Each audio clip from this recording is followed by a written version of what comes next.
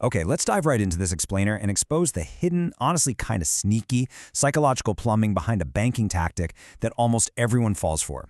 We all interact with credit cards every single day, but we so rarely stop to think about the carefully engineered systems working behind the scenes just to influence our behavior. Today, we're going to unpack exactly why banks aggressively push credit limit increases onto consumers. It's almost always framed as this huge benefit to you, but as we're going to see, it's actually a highly profitable maneuver designed specifically to capture your money. So picture this, you get this exact text message or email from your bank, and man, it instantly feels like a promotion, doesn't it? It feels like they finally trust you, like they're rewarding your incredible loyalty. And that phrasing, congratulations, well, that is entirely deliberate. It's designed to give you a quick hit of dopamine, making you feel like you've achieved something amazing simply by holding their piece of plastic in your wallet. But we really need to pause here for a second and ask, is this actually a reward? Is this a well-earned trophy for your stellar financial behavior? Or is it a trap? Because in reality, for a huge portion of people, this little notification is an open invitation to an incredibly expensive game where the house almost always wins. The banking system is brilliantly designed to make accumulating debt feel smooth, super easy, and completely natural. All right, moving into Section 1, the bank's hidden math. We'll call this part expanding the net. Let's peek behind the curtain for a minute. Banks, as we all know, are absolutely not charities handing out free cash. To them, giving you a higher credit limit is essentially expanding the size of the net they've cast out to catch you. Now, the theory behind why you might actually want this increase is something called the denominator hack. In a vacuum, a higher limit should just flat out improve your credit score. Your credit score is heavily influenced by your credit utilization ratio, right? Which is just how much you owe divided by your total limit. So, mathematically speaking, if you increase the denominator, your total credit limit, your overall ratio goes down and your score goes up. Simple enough? But here is the bank's dirty little secret, and honestly the exact reason they're so eager to boost that number for you. They know full well that when the denominator goes up, human psychology instantly kicks in. For most consumers, they inevitably just increase the numerator, meaning their actual everyday spending, right along with it. The bank knows that a higher limit rarely just results in a better credit score for the user. It almost always results in a bigger shopping spree. Let's break down the specific dollar math they are practically praying you never actually calculate. Let's say your original limit is $2,000 and you normally carry a $1,000 balance. That puts your utilization right at 50%. I call that the panic zone because it hurts your credit score and you consciously feel a bit stressed out about it. But then, magic happens. The bank bumps your limit to $5,000. Suddenly, that exact same $1,000 balance mathematically drops from a risky 50% down to a very comfortable, breezy 20% utilization. And this shift brings us directly into the psychological trap. You pull up your banking app, you see that shiny low 20% utilization, and your brain totally tricks you into feeling flush with extra cash. It creates this totally false sense of prosperity. And banks, they know this works like a charm.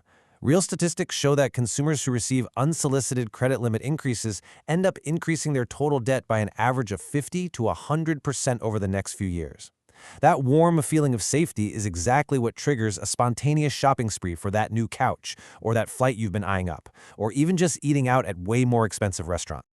Okay, on to Section 2, the interest-free trap. This is exactly when rewards turn into pure regret.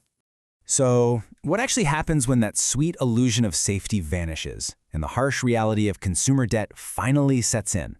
Well, because you felt so safe with your brand new $5,000 limit, you just started swiping. And before you know it, your balance has crept up from $1,000 to $3,000. Yikes. Sure, your utilization is still technically lower than the 50% you started with, but look at the raw numbers. You now literally owe the bank 3 times as much actual cash as you did right before they sent you that lovely "congratulations" text. And right here, this is where the trap slams entirely shut. You get your monthly statement for that $3,000 balance, and the bank oh so helpfully offers you the minimum payment illusion. They don't demand the full $3,000 right then and there. Oh no, they tell you that you only need to pay a tiny $25 or $50 minimum just to stay in good standing. If you don't pay that full balance and just opt for that tiny easy minimum payment, you are exactly where they want you. The very second you carry that balance past your due date, you are immediately hit with the brutal reality of credit card interest. And we are talking staggering rates here, typically around 20 to 25%. On a $3,000 balance, that interest compounds incredibly fast, and every single cent of it is pure, unadulterated profit for the bank. That is the exact revenue stream they were hoping to unlock when they magically raised your limit in the first place. And honestly, this brilliantly illustrates the ultimate irony of the entire modern credit card system. We all absolutely obsess over the perks, right? The cash back, the free hotel rooms, the amazing plane tickets. But the second you start paying 25% interest, all of those perks are completely wiped out. Gone. The rewards were really just shiny bait to keep you actively swiping the card, banking on the fact that you'd eventually slip up and stay stuck in debt. All right, Section 3, the Elite Borrower Protocol. Let's talk about flipping the script on the banks. So the big question then becomes, how do we take this banking tactic and use it to completely outsmart the system? Because here's the thing, you don't actually have to decline the limit increase, you just have to know exactly how to manage it, to turn their trap into your own personal leverage. There is a very strict two-step protocol you must follow, and it requires a complete mental shift in how you view your available credit. For step 1, you've got to mentally reframe the card. You have to entirely resist the urge to spend that new limit. Like, pretend it doesn't even exist when it comes to your lifestyle. The Elite Borrower rule is simply this: treat the credit card exactly like a debit card. If the literal cash is not currently sitting, fully cleared in your checking account, do not swipe the card. Period. Your ultimate goal is to keep the numerator, your actual spending, exactly where it was before the limit increase even happened. Then for step 2, you need to firmly put yourself in the driver's seat by controlling the timeline. Do not be a passive consumer just sitting around waiting for the bank to push an increase on you precisely when their algorithms think you're most vulnerable to overspending. Instead, you should proactively request manual soft pull increases every 6 to 12 months. By doing this manually on your own schedule, you signal to the system that you are the active, responsible manager of your own financial reputation. Which brings us to Section 4, the utilization checklist, securing that highly coveted S-tier score. Let's put this into practice. The exact moment you receive that congratulatory notification, I want you to run through this checklist. First rule, do not go shopping. Do not celebrate the increase with a shiny new purchase. Second, log right into your banking app immediately. Third, double-check your exact statement closing date. And finally, the most important part, ensure your balance is paid down to strictly under 10% of that new limit before that closing date hits. Doing this secures a massive S-tier credit score boost without ever costing you a single dime in interest.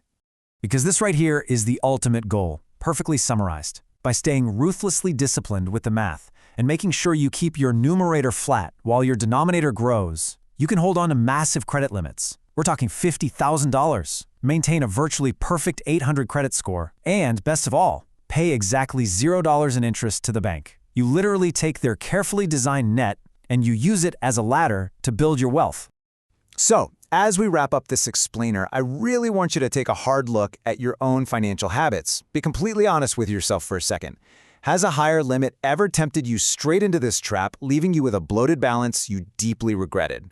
Or have you already been using the denominator hack to win the game entirely on your own terms?